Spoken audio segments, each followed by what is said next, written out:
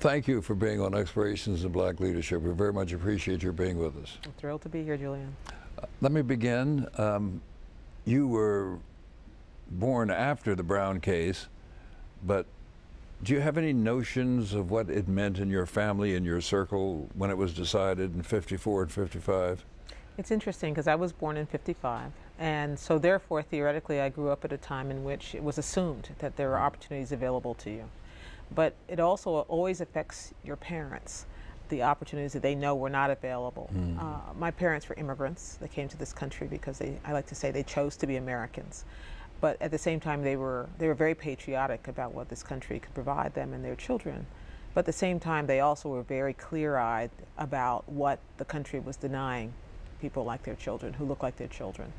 So the idea that, we didn't grow up with the idea that everything was automatically available to us, even though by the time I was born, a lot more was available. We grew up with the understanding that you had to fight for almost everything you got, that people were going to deny you if they could, and that you shouldn't carry it as a chip on your shoulder, but as a way of setting up what your standards ought to be to overcome.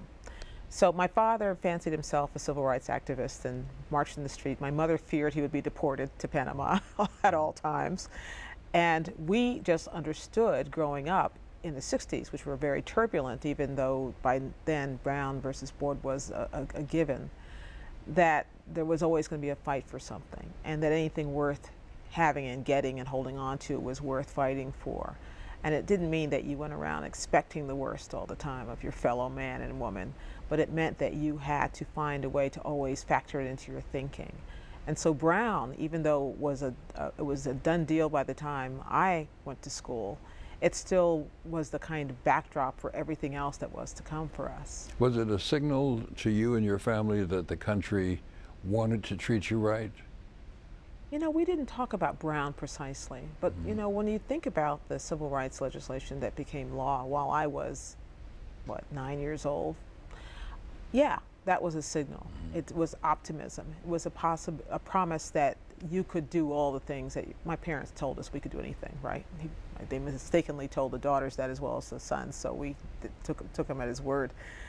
And as a result, you saw laws and barriers falling as you went along. So yeah, you came away from that hopeful and optimistic about the possibilities.